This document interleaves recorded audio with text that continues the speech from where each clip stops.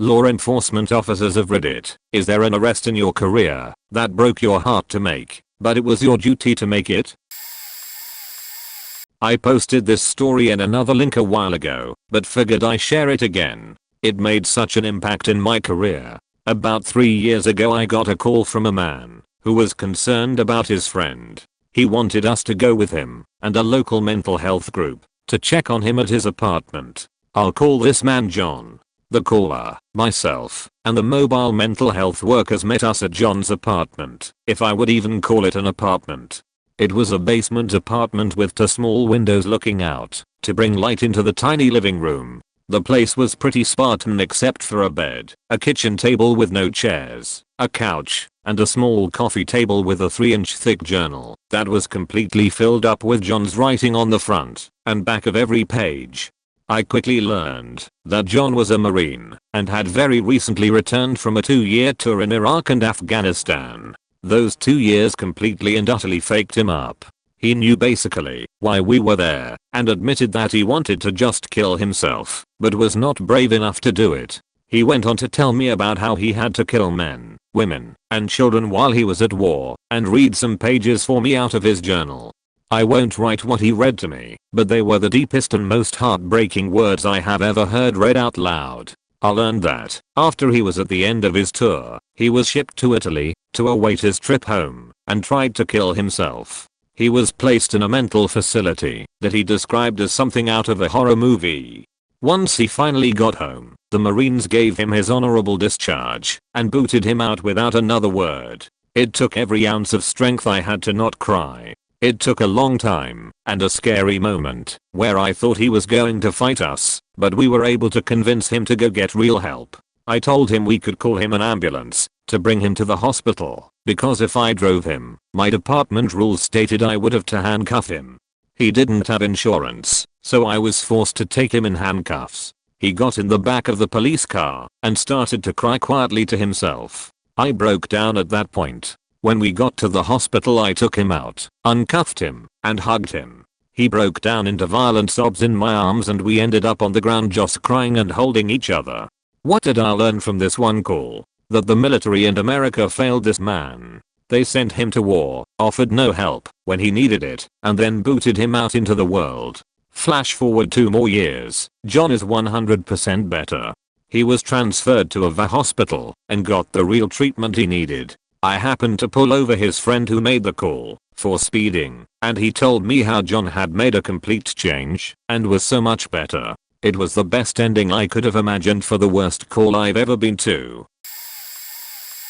Very early on in my career I went to a domestic. A husband and wife were on the outs and separating. They were arguing, and a neighbor called the police. During the argument the husband takes their wedding photo, rips it in half, bride on one side, groom on the other, and hands half to the wife saying here's your half. In my jurisdiction I have discretion over nearly every enforcement I want or don't want to take.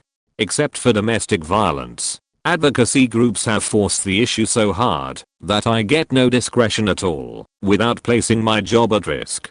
By definition the picture was communal property, ripping it was criminal damage, and thus a DV crime. The wife didn't want anything done, but in DV crimes, because of advocacy groups, the state assumes the role of the victim.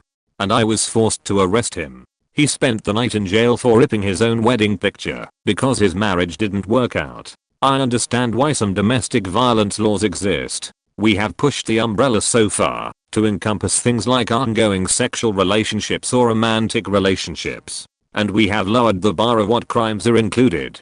So now if a third party hears something they didn't like, and you and your boyfriend of 4 weeks were arguing, you can go to jail. People have forgotten that couples argue. Arguing is normal and healthy. But the hands of the officer have been bound by legislation. People are being arrested for losing their temper, raising their voice, and are taken out in handcuffs in front of their spouse, kids, and neighbors. Those arrests never sit right with me.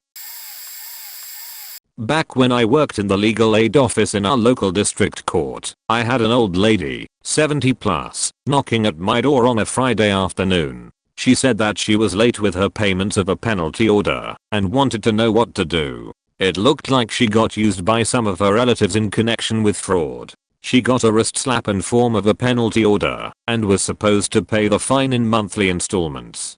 Apparently she was late with some payments and asked if she could pay them once her retirement money was due next week. I did a routine check and found that she had an outstanding arrest warrant because of her missed payments. As it stood then, I was supposed to arrest her or give her the option to pay right then, but she had not enough money and no way to get her hands on enough on short notice. I tried to call the DA's office to ask if they could temporarily lift the warrant, but as it was Friday afternoon no one was there. What that meant was that this 70-plus-year-old lady would now have to spend at least the weekend in jail. I called the police to have a transport ready to get her there, but when the police officer and I talked it through on the phone we both came to the conclusion that we both did not want to send an old lady like that to jail for late payments that would be dealt with early next week, and that she never really was in my office that day in the first place. So it was my duty to arrest her, but I did not.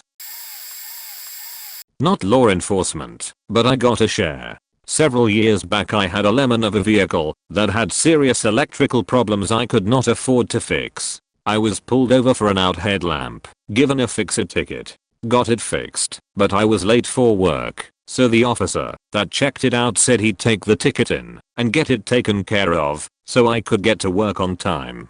Turns out he must not have, because it spiraled into the worst law situation of my life. Suspended license, driver responsibility fees, FAC Michigan, and general hell.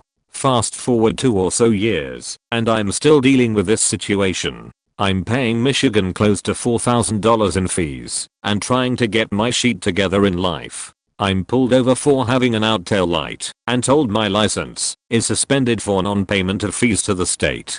The officer pulled me out of my vehicle and cuffed me, put me in the back of his cruiser. He told me I was being arrested for driving on a suspended license, multiple offenses. I broke down in the back of his car, 23-year-old man crying like this doesn't look good, so he asks me to explain what's going on. My mom had just lost her job, so I'd recently moved back home and was working double to make her mortgage payments, and Michigan wouldn't accept the money I was sending them. Apparently, $50 every 2 weeks wasn't enough, so they'd suspended my license a third time without notifying me. I explained all of this to the officer through the tears.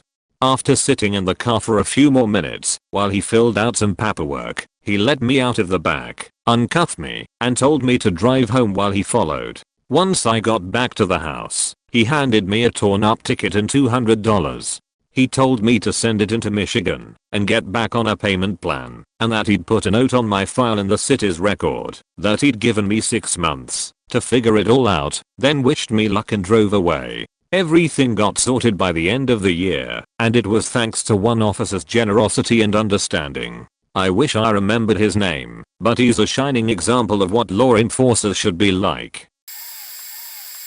I had 2, both homeless. This first was one of my very first calls. In a law library, a mentally ill homeless man had found his way inside somehow, and once staff determined that he wasn't a member, they called us. When I arrived, it was quickly obvious that the guy didn't pose a threat to anyone. I think he probably just wanted to be somewhere warm, and they had a very swank interior, like a posh gentleman's club in London, circa 1920. As we explained that he wasn't allowed there and that we were escorting him out, one of us on each side of him, he just started trembling, seemingly uncontrollably. I could see the panic in his eyes and found myself wondering what his prior experiences with law enforcement had been. I was unhappy with having to chuck a guy out in a snowstorm, but he refused the offer of driving him to the shelter nearby, saying he'd been robbed and beat up there. It was then that I realized I needed to carry food with me for taking the sting out of these roust encounters. I figured out later that you can fit 4 power bars in your trauma plate pocket. The second was guy who was HIV+ and had colon cancer. He had a habit of dossing in public view and apparently due to the cancer was constantly covered in excrement. Dispatch would get the call from some outraged citizen or concerned citizen, and this time I was dispatched to take the call. He was sleeping on top of a forced air exchange, warm air outflow, and someone had seen him and made the call. This was in a very expensive tastefully decorated and very politically connected neighborhood. The house is worth fantastic sums, and the people that lived there liked to watch when they made calls to ensure they were getting their money's worth from the lowly civil servants. So I rousted him. The excrement was caked in his clothes. It wasn't just fresh, he'd been living in the jeans for weeks. I gloved up before I said a word to him. He was groggy, possibly on painkillers, and I explained to him what was going on, and he related that he was HIV+, had colon cancer, and had nowhere to go. I had already met him once before with my FTO, so I did my best to be cool with him. I asked if he wanted a ride to the shelter, but it was either that his prescription drugs would be stolen, or they didn't allow HIV+, and he just wouldn't let me drive him there. People mess up our cars all the time. Spit, vomit, drunks piss themselves during transport, there are bitter tears everywhere, all kinds of fluid dynamics. So I knew what I was getting into standing there, pleading with him to let me drive him to a shelter, but he refused, over and over. He was angry, mostly because I think he just wanted to be left alone, but I couldn't let him stay there, and he wouldn't allow me to take him to a shelter. And so off he stumbled into the night, me hating every second of that exchange, looking around as he left, hoping to catch some privileged face peering out from a window, wishing to beam my anger at them. But no one was there.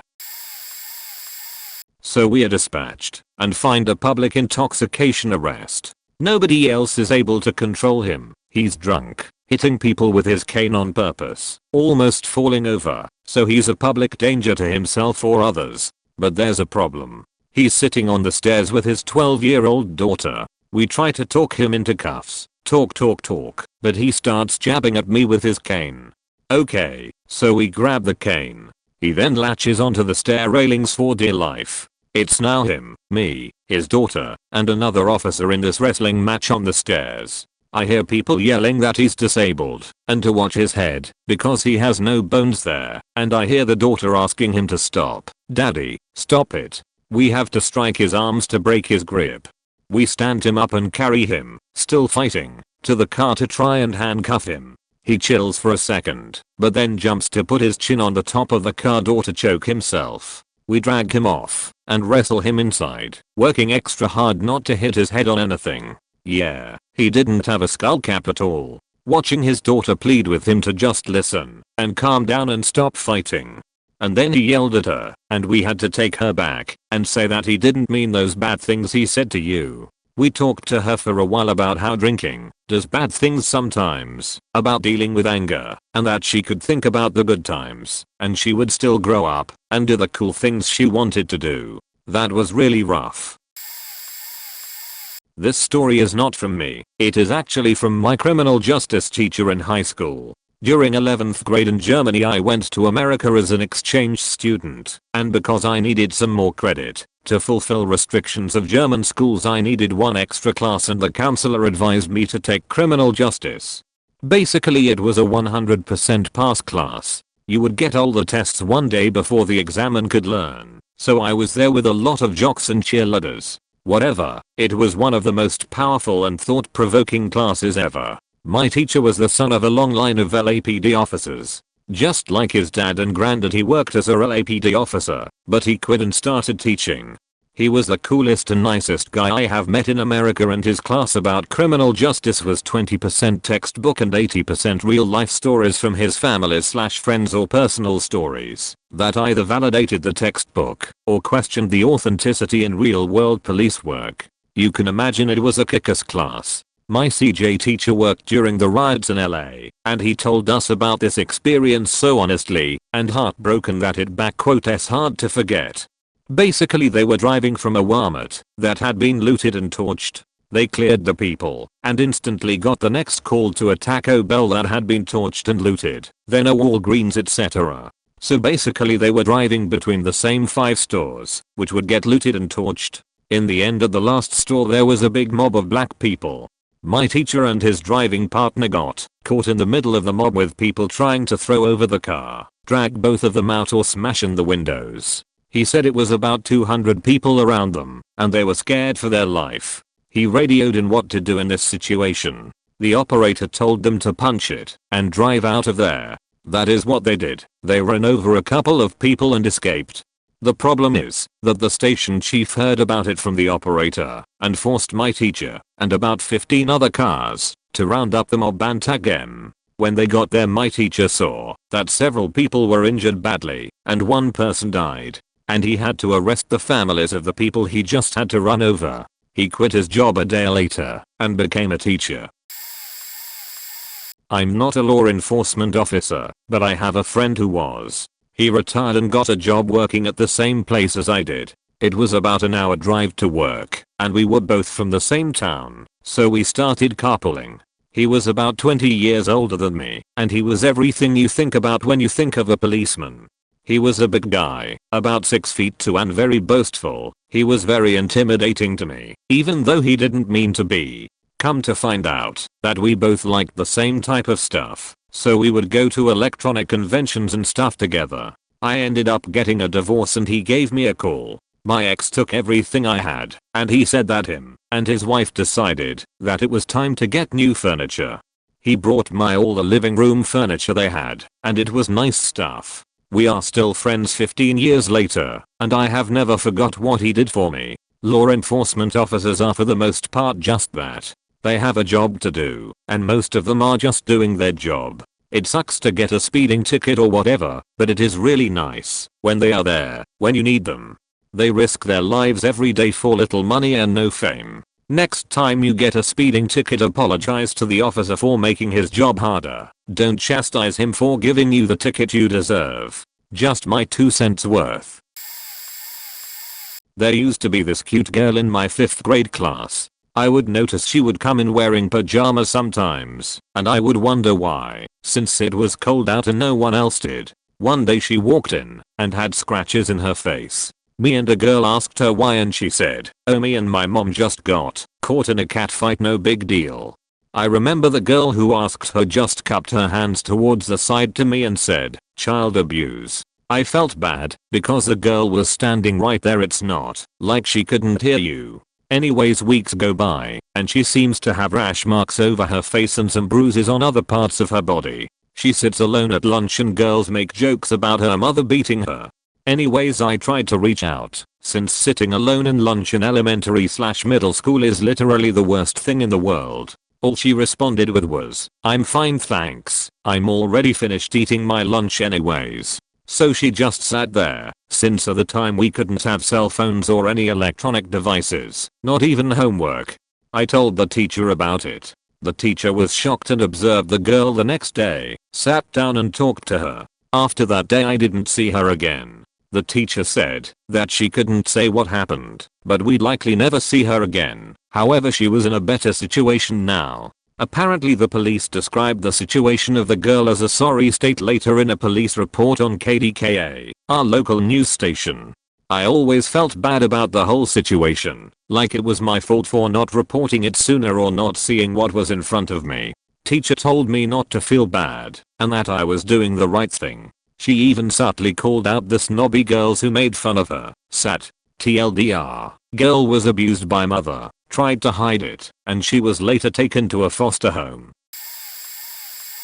My first shift was the one I remember most vividly. We got briefed that we had to take a kid home, 10 years old, to his mum in the south of the country as his dad didn't have full custody and his mum wanted him home. The intel on the kid was that he was a bit of a troublemaker and could bite/spit, so we were to be aware of officer safety when we picked him up. Nothing worse than being spit on.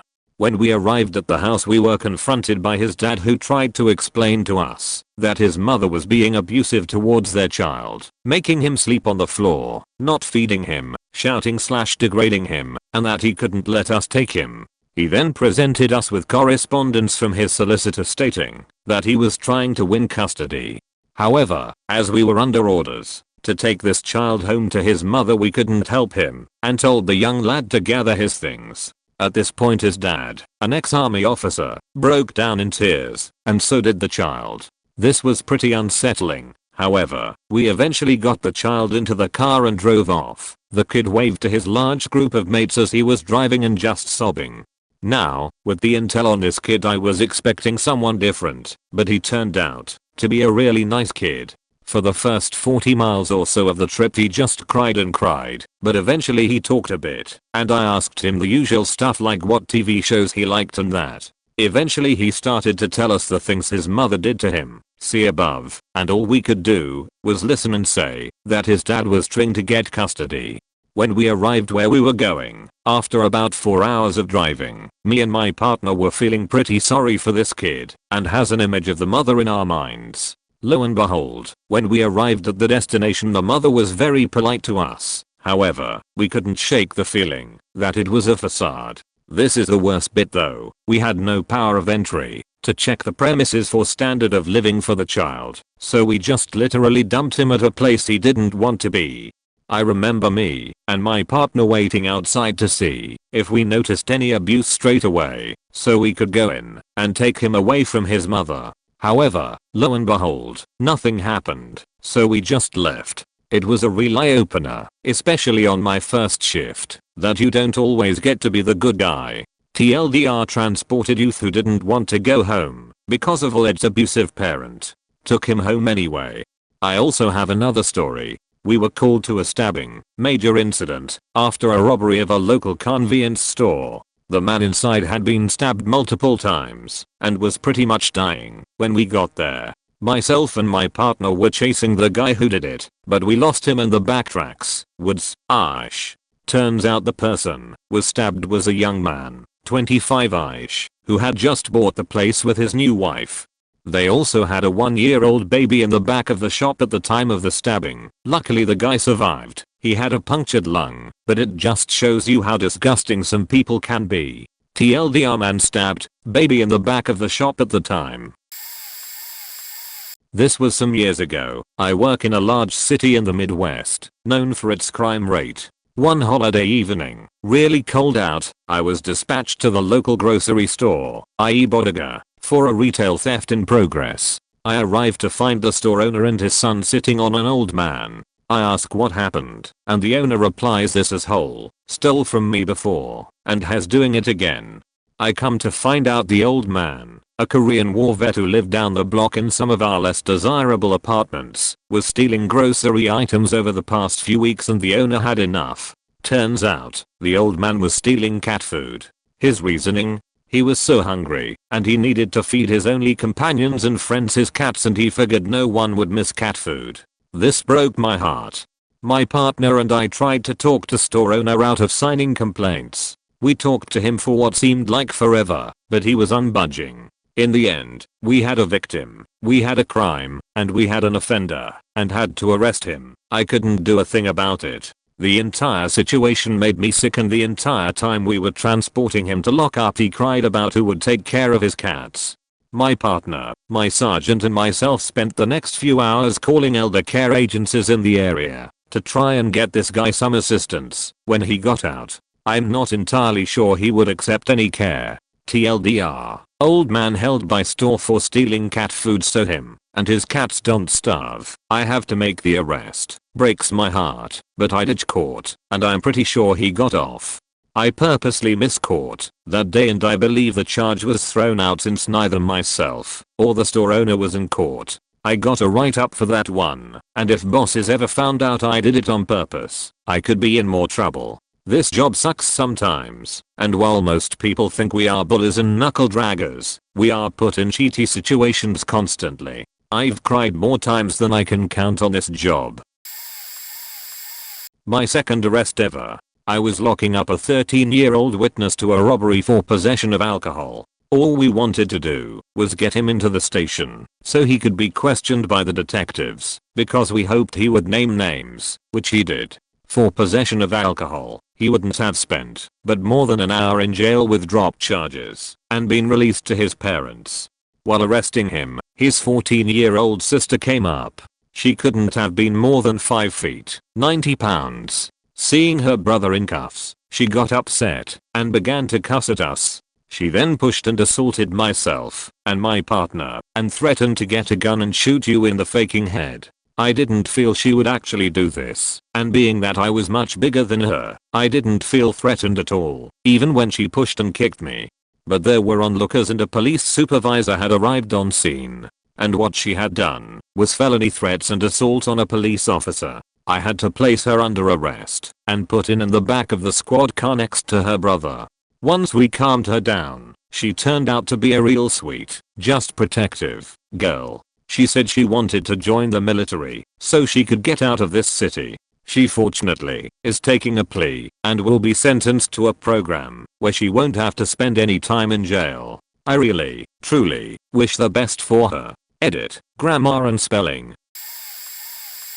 Working the highway and was heading back to the station toward the end of shift when the car in front of me started driving a little erratically halfway on the shoulder and about 10 miles per hour under the speed limit, so I hit the lights. The driver slowly turned onto a side street and continued for about a quarter mile at 15 miles per hour before he finally stopped.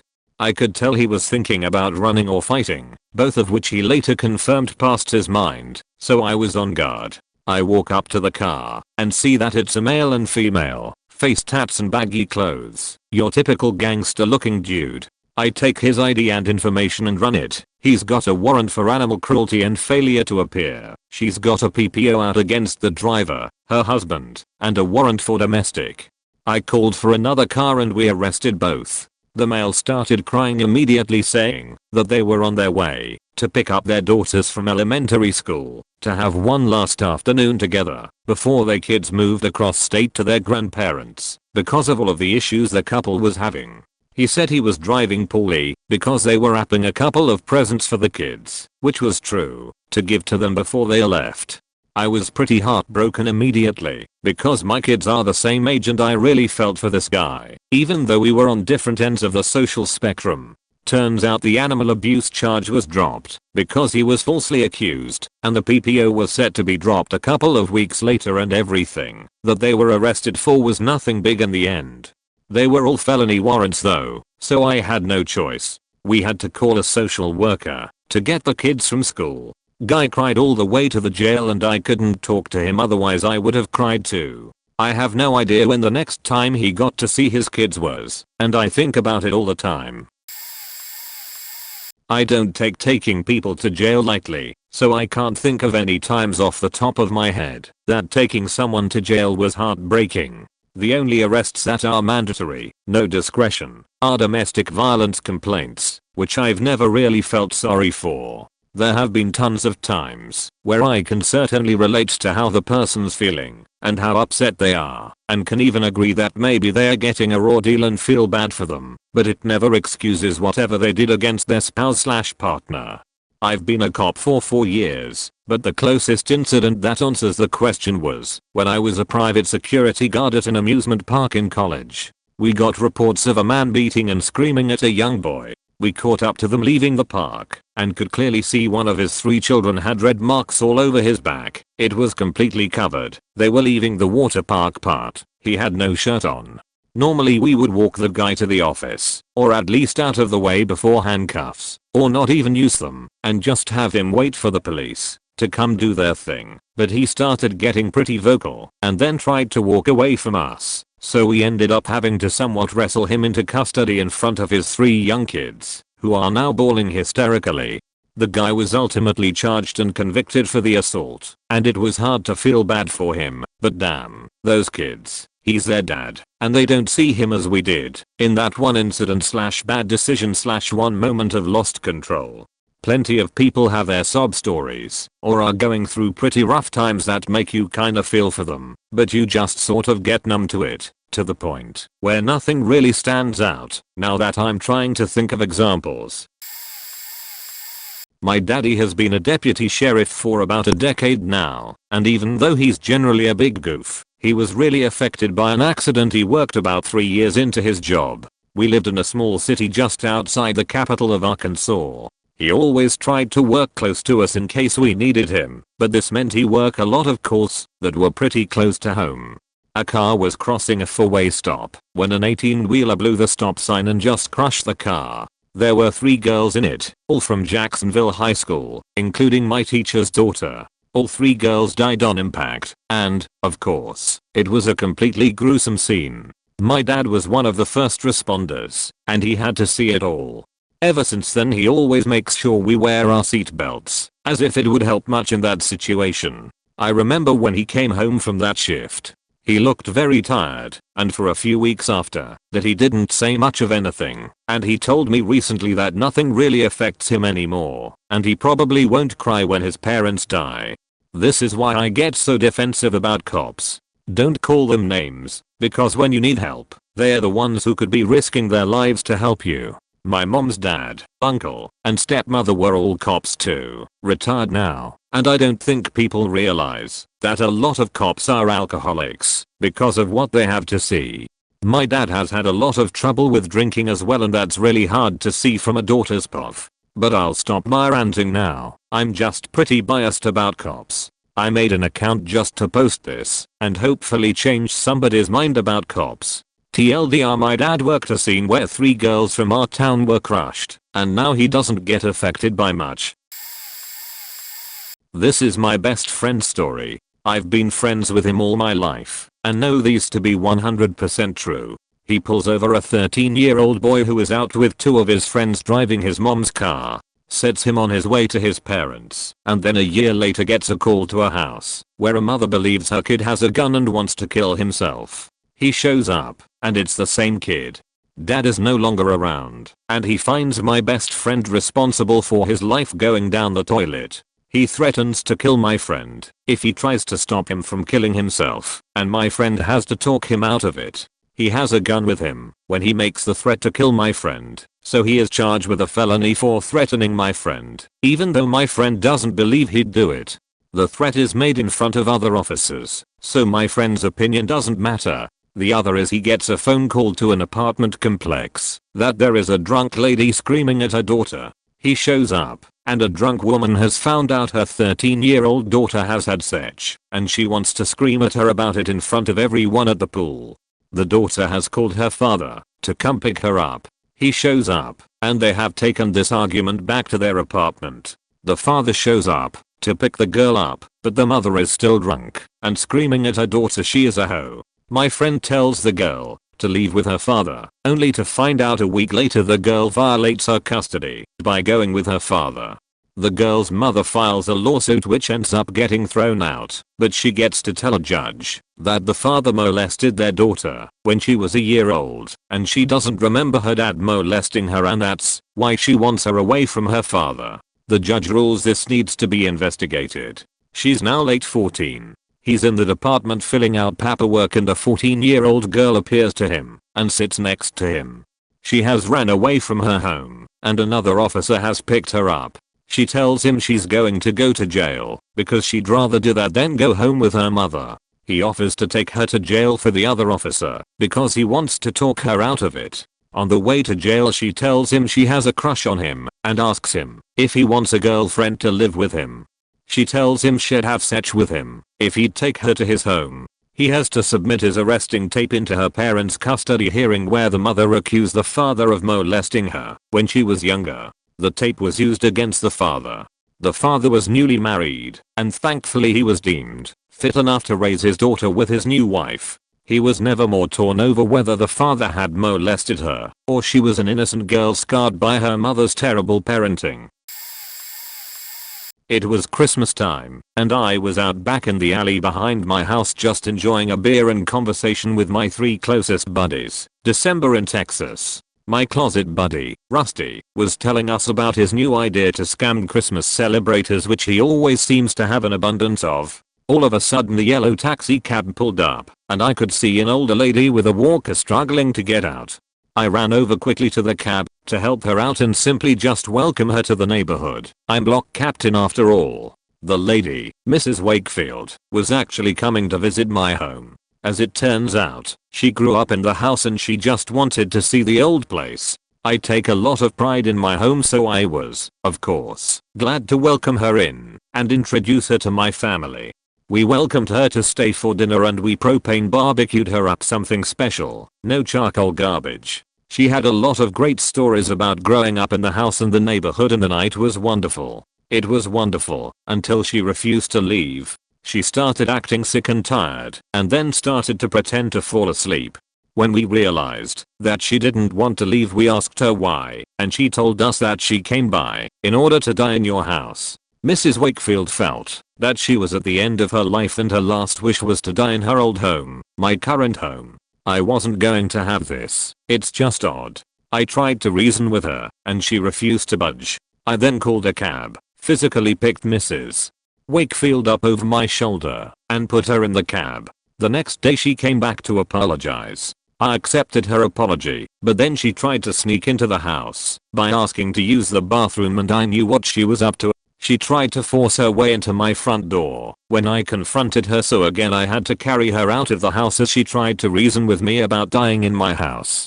She started to kick my door at this point until she eventually left. Gone right? Nope. Later that day I left the home with my family to go Christmas shopping. When we came back I could tell something was off, and of course, she was there hiding in a closet. She snuck into the house to try and die while we were out shopping. I had to call the cops at that point to have an old lady removed from my home as the entire neighborhood watched at what I was doing to this poor old woman. The cops weren't on my side either and took indirect shots at me. Great. I ended up settling things with Mrs. Wakefield and she died somewhere else. On the plus side, she opted for cremation and we used the finest Strickland propane to honor her final memory. TLDR, old house owner shows up asking to die in my house. I call the cops and end up setting her on fire. Reddit is not alone in its almost uniform hate of law enforcement officers. For the Leos out there, I'm good friends with several. It's nothing new. Unfortunately for most of them, it's simply a part of the job they have to deal with. Honestly, almost every job I can think of has its percentage of assholes. Law enforcement is no different. The difference for law enforcement in our country, in this day and age, is that every aspect of their job is under scrutiny almost every second of the day. The main reason for this simply boils down to liability and lawsuits. What's sad is that more and more people who go into law enforcement for the right reasons are leaving the profession altogether because of this. People here on Reddit boldly proclaim how officers should not enforce laws they know not to be right. I wonder what these people would do in the officer's place. Mostly nothing, I'd wager, since none of them likely have the personal fortitude or strength of character to do the job. Tell you what, you take a job where you routinely see the shittiest side of the human race, day after day, and then let me know a year later if any of your views have changed. People talk about letting people go for just a bit of weed or people met with certain circumstances. That's all well and good. We talk of officer discretion. However, in this day and age, where people routinely use the law to their own advantage, and filing lawsuits seems to be the new national sport, officers are risking their jobs and sometimes their freedom doing so. Not my story, but being me working in system, I know a few stories. This one story pissed me off so bad. A head parole officer had this guy on his case load that did roughly 9 or 10 years in prison and was put on parole. I can't remember exactly what he did, but it was pretty serious. I wanna say some type of armed robbery. So this guy was put on an extended parole period, and over a few years this parole officer began forging somewhat of a friendship, still professional, with this guy. Often going over on checkups to play chess or just chat and drink coffee. So this guy was in his last year of his parole sentences, doing very well. From what the officer said, he was really a changed man. He did his time. So this guy goes to this small store downtown in this small town and ends up parking behind his nuts ex-wife. Ex-wife spots and comes up to the side window and punching it. She eventually hopped on the hood of his car and took her heel off and was smashing it against his windshield. There was a police station roughly 50 yards away from where he was parked, so this guy stupidly decides to slowly drive his car into the police station with her on top of it. He pulls in, and an officer spots, and it comes over to assist the situation. Long story short, the guy breaks his parole because he endangered her life, and is sentenced to another 10 years in prison. Fact. Cop story from Russia. My cousin is a cop in Russia and some students from the US were on school trip to Russia. One of the kids, actually a senior who was 18, was back home. A little suburban gang member Warnabe was arrested a bunch of times back home with real consequences. He was busted for trying tag a war memorial and was caught by a groundskeeper. The kid pulls out a small knife, cuts the worker and runs. Shortly afterwards my cousin catches him. While my cousin is transporting him to the station, the kid was laughing thinking it's all a huge joke and brags how he will be back in the hotel before my cousin went back home. The kid did not go back to the hotel, but was in prison for 5 months until his trial. My cousin was in court to testify. After 5 months in prison, the kid went from being a little thug and looked like a scared deer caught in the lights. In Russia, the defendants sit in cage while in court while wearing a prisoner's uniform. The judge sentenced him to 20 years in prison for attempted murder, slashing the groundskeeper, criminal desecration of grave and criminal vandalism of a historical object. When the translator told him the sentence in English, the kid fainted. My cousin felt bad for him, since he had no idea that he would be punished so severely. And he really felt bad for him, because he was going to go from a fairly easy prison in the city to an actual harsh prison that is going to be in the middle of nowhere, and his only contact with his friends and family will be a 1-page letter per month, 2 to 3 5-minute phone calls per year, and 1 visit per year. When I was a sergeant in the small town in MA that I worked in, we got a call of a man being beaten with a baseball bat. We arrived at the house and found the victim lying on the ground with multiple bruises and broken bones, no headshots. The victim was conscious and speaking to us about how sorry he was. Here was the story. The victim was a 38-year-old neighbor of the victim, a 7-year-old boy. The victim had been sexually assaulting the boy for a period of 3 to 4 months before the parents discovered the evidence. The son had finally broke down in tears and told his mom and dad that Danny had touched him and made him put his pee-pee in his mouth. The father called Danny and asked him to come over to the house. The father confronted Danny and asked him what had occurred.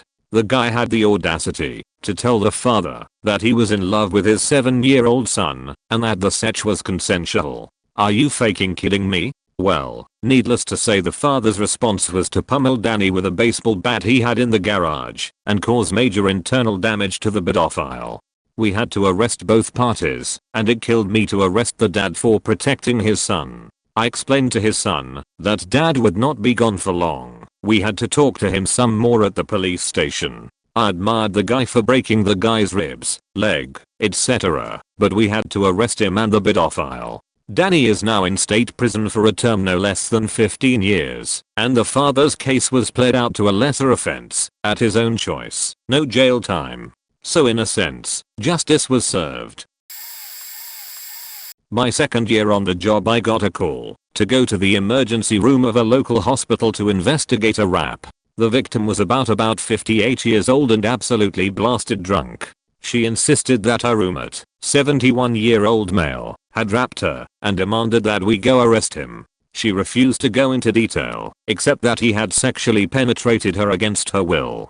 She refused a sexual assault exam and refused to allow us to collect evidence. At this point it's just not adding up, but we still have to treat it as valid.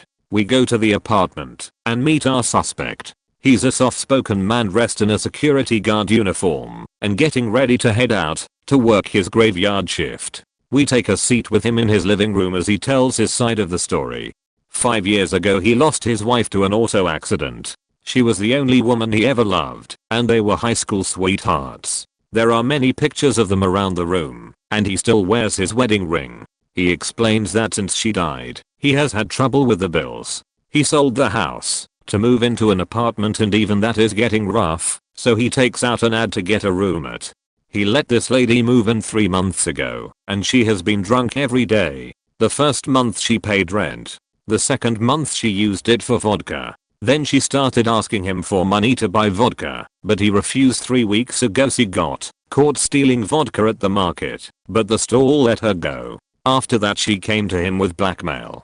"If you don't buy me vodka, 2 to 3 large bottles per day, I'll call the police and tell them you rapped me." He did for a couple days just out of fear, but enough was enough, and this morning he said no more. I could see the sadness in his eyes as he said that he has never had any kind of sex with anyone but his wife, and now he could not, even if he tried, due to prostate and testicular cancer.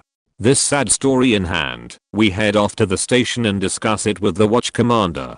He says she made an allegation of rap. It's not for us to decide. Go back and huck him up.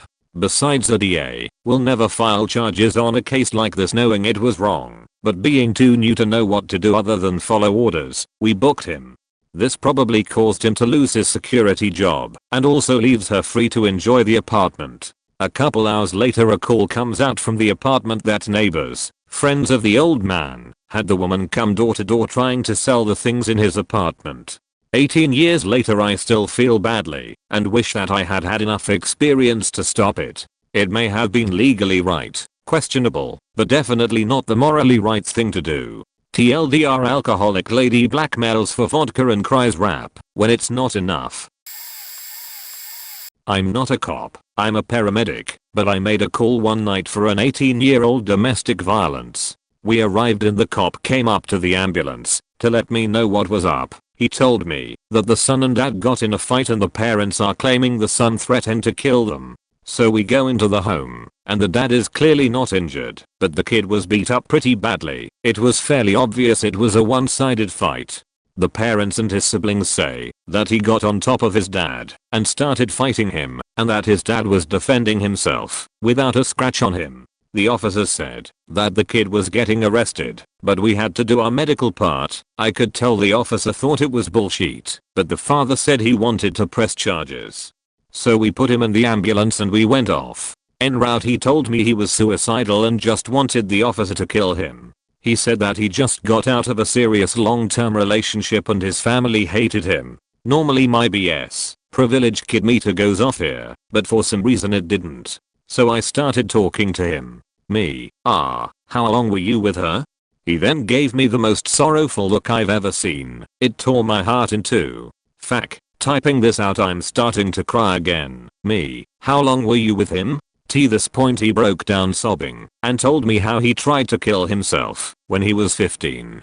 He was the only son in a Chinese family of 6 and his mom was no longer able to have kids. He was born in China and given everything growing up. At the hospital his parents badgered him until he came out. Since that point they would regularly tell him they hated him. His mom said she wished she had have gotten an abortion. His father said that he was worthless living, etc, etc. Just daily emotional abuse. He cried the entire way there, and I did too. He wanted to go to university and had plans, but was just done. So I called a friend of mine, being a part of the LGBT community locally myself, and got some resources to help him out. When we got to the hospital the officer pulled in behind us, and we took him into his room. In the room I asked everyone to leave, and shut the door. I gave him a great big hug, and told him about myself, and things to look up. When I left the room I told the officer what was up, and asked what he had to do. The kid was going to be arrested eventually for misdemeanor domestic assault and battery. He ended up losing, and spent 8 months in jail. I think about him all the time and what happened.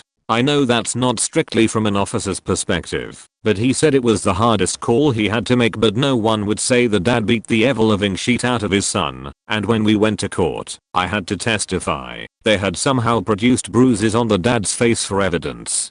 Despite my report, the local PD and county sheriff's reports stating the dad had no visible injuries. It sucked. TLDR Story 1. I was forced by my sergeant to arrest someone that I did not want to arrest. Story 2. I bought hamburgers for a homeless man who was hungry instead of arresting him for trespassing. Story 1. A few years ago, while working for a Metro Atlanta department, I got a call about a 20-year-old who had broken a window at his house with his head after an argument with his parents. He ran out of the house, bleeding, and his parents were concerned about his safety. The fire department located him sitting on a corner in the subdivision crying. I was the first officer on scene, followed shortly by my beat partner and my sergeant. Once I started talking to him, I noticed that he had been drinking. I left him sitting on the corner under the supervision of the other officer and my sergeant, and went back to my patrol car to call his parents on the phone. I told them that we located their son, he was not seriously injured, and asked them what they wanted to do. They said they weren't interested in pressing charges for breaking the window. I wasn't too concerned about his drinking, as he wasn't really causing a problem. My plan was to just drive him back home and drop him off with a stern warning about controlling his actions.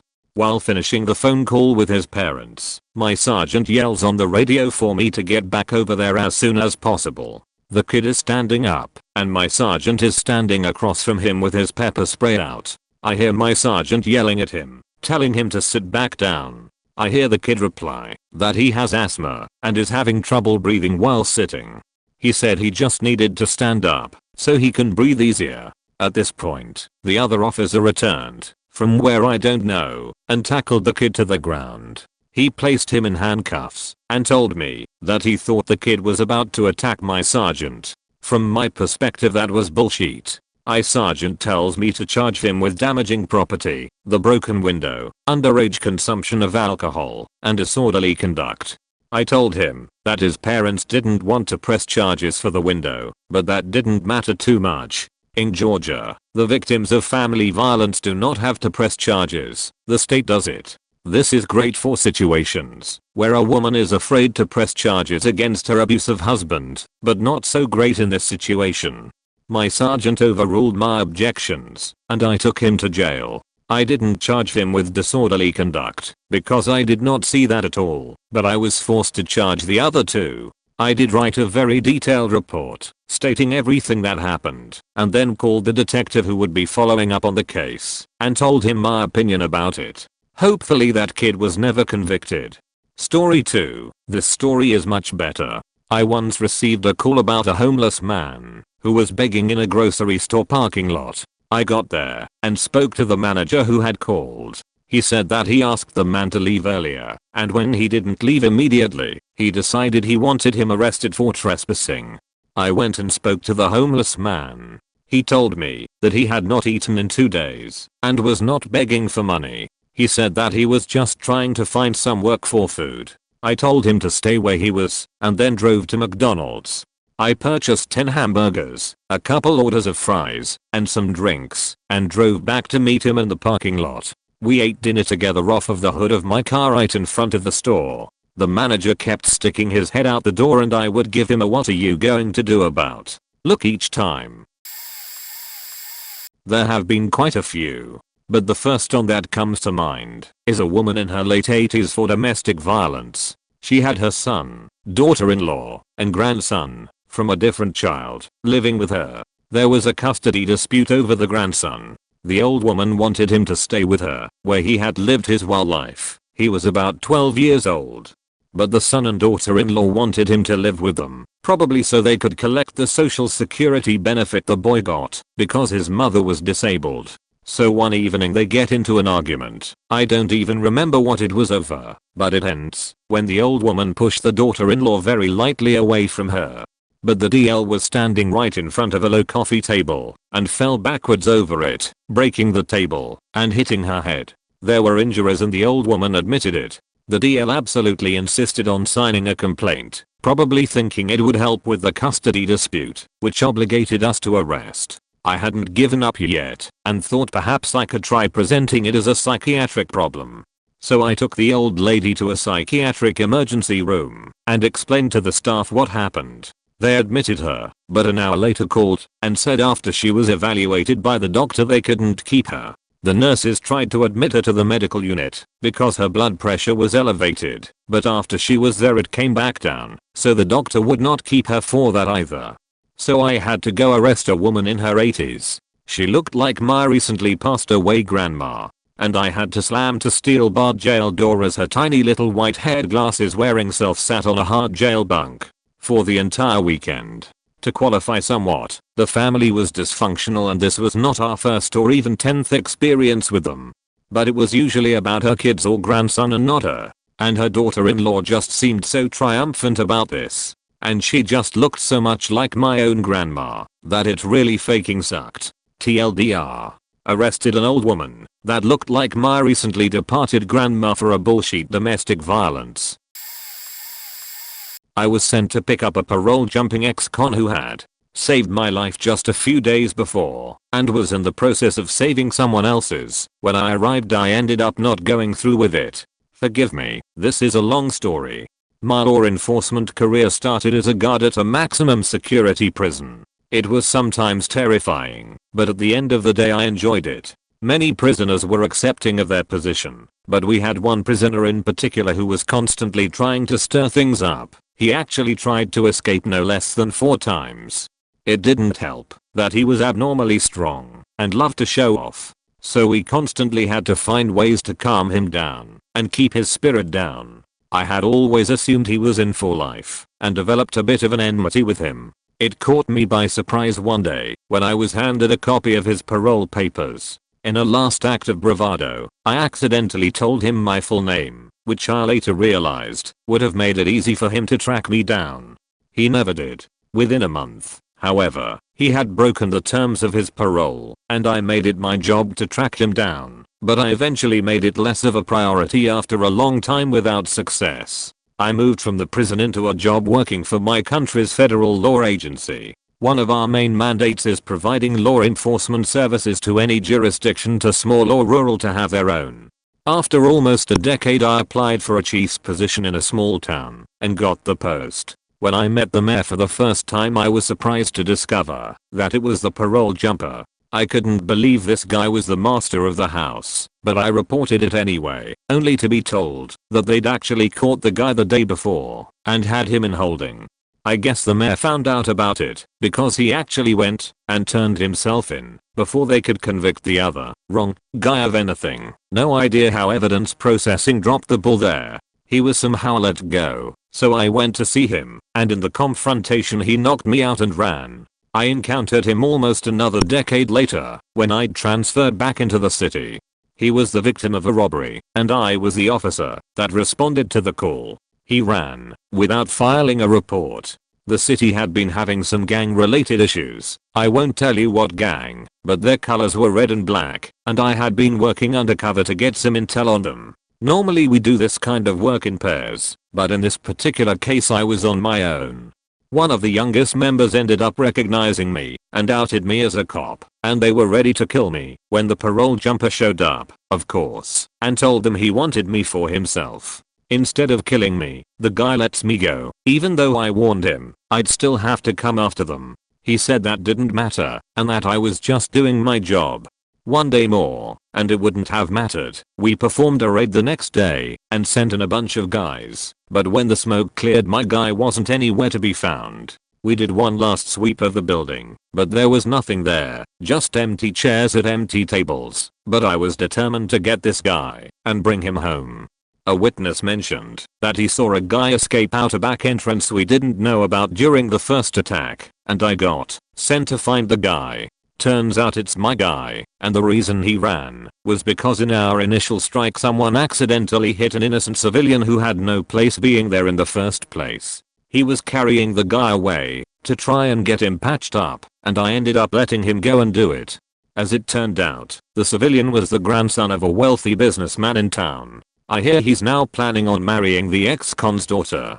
So yeah, I never quite figured out what to make of all of this. It's tough when you spend your whole career thinking something about someone, only for them to turn out to be something totally different.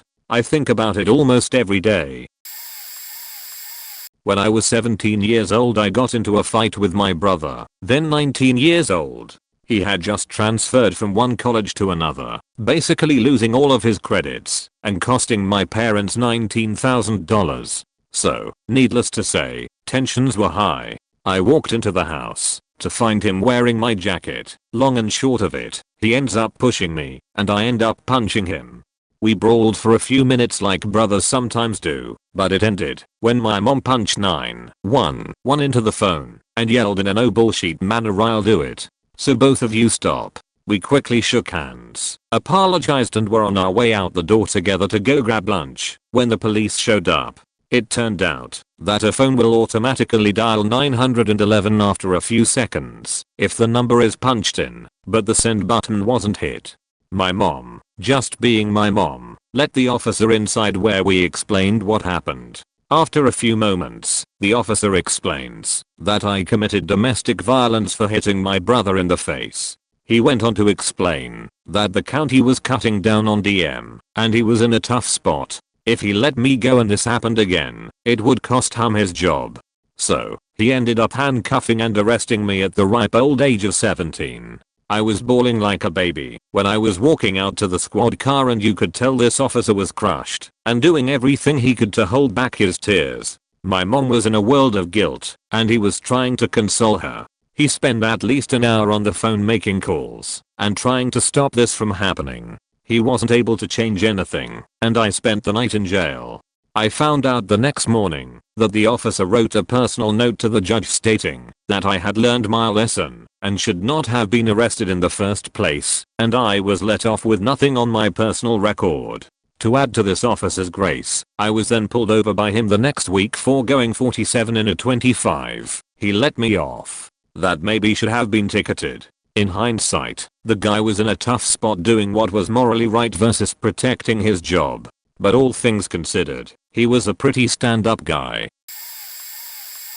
I'm not a Leo, but I live in an area that's a weird mix of gentrified and old rough neighborhood. I had my front door open fairly late one night to catch the cool breeze and happened to look up to see a stranger standing in my hallway. I freaked out a bit and chased him out while yelling at my girlfriend to call the police. The guy seemed like a pretty well-groomed, middle-class guy from the waist up.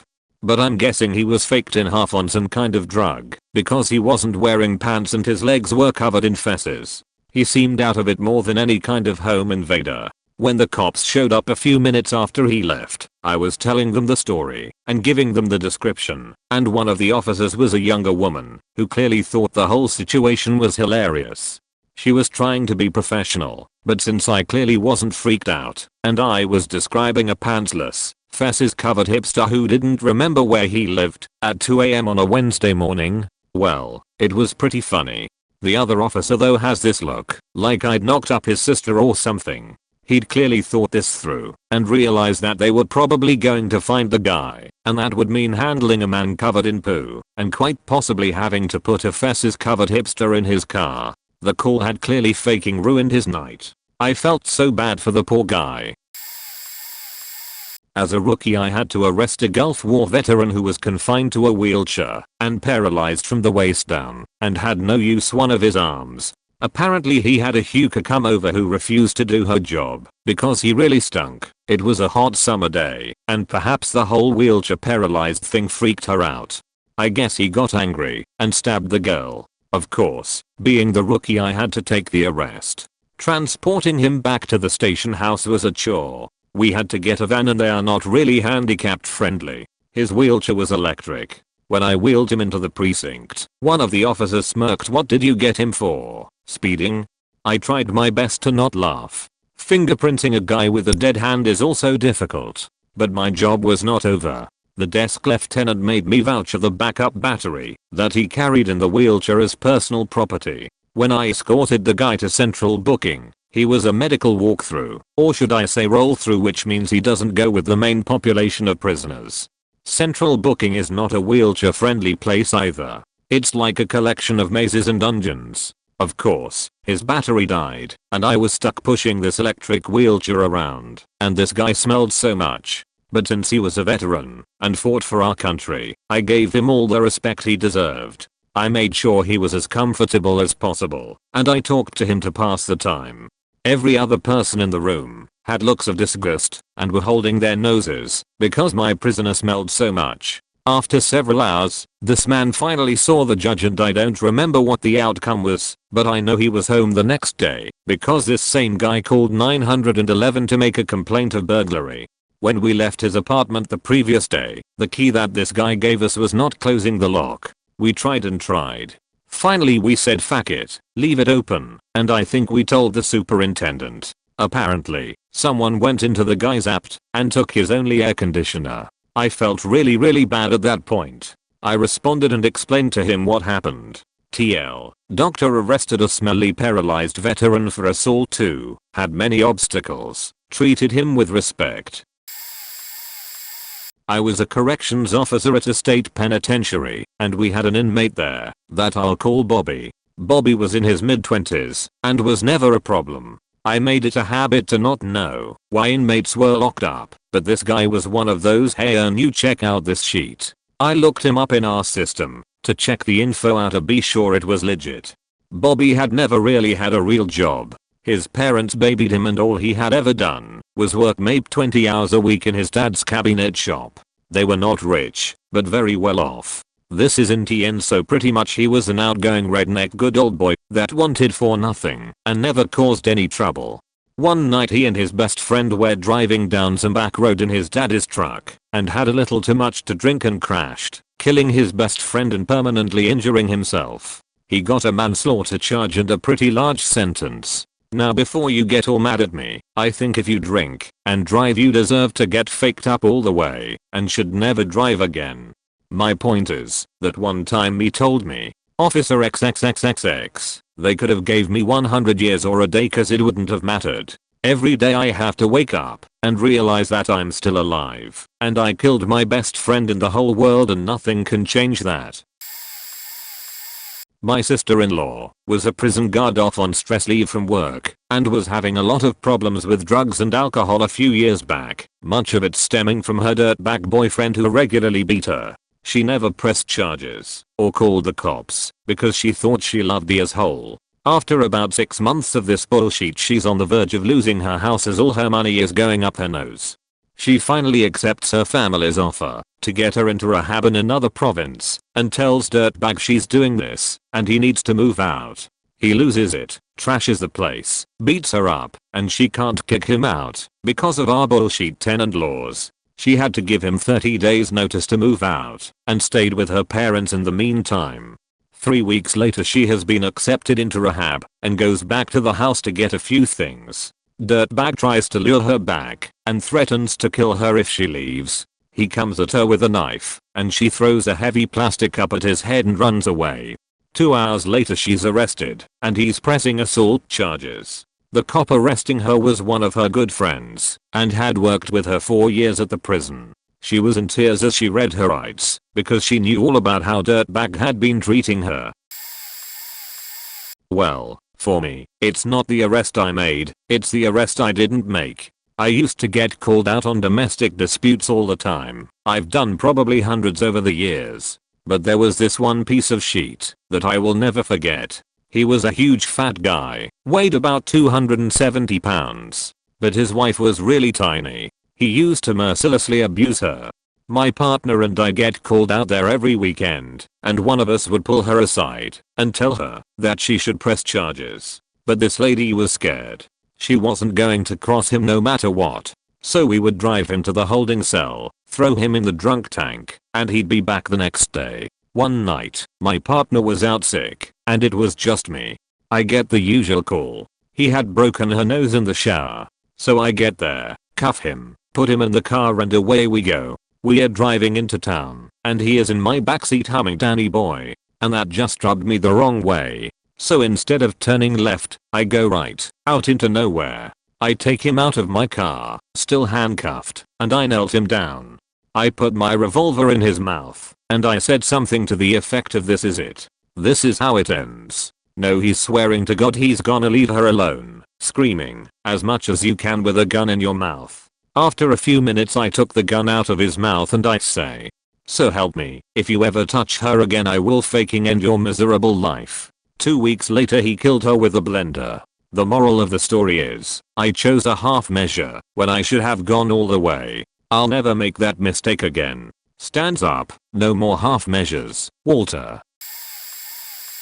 Not exactly law enforcement, but I'm almost there. Currently in background. I worked as a loss prevention officer for JCPenney for a year and a half. I saw all kinds of weird stuff, from customers pupping in hallways, to fist fights with felons, use of force continuum, whatever force you find necessary to detain/apprehend a subject safely. I remember this one time, we had a male come in and throw a pair of kid shorts into his backpack. Upon confronting the guy with my partner, he immediately ran. We can only pursue subjects X amount of distance before it's out of our jurisdiction. We nabbed him about 10 feet from the original point of confrontation. He fell to his knees crying, exclaiming that he just got out of prison about a year ago and had just lost his job. He said it was his son's birthday and he hadn't seen his son since he got out and didn't have the money to purchase him a gift.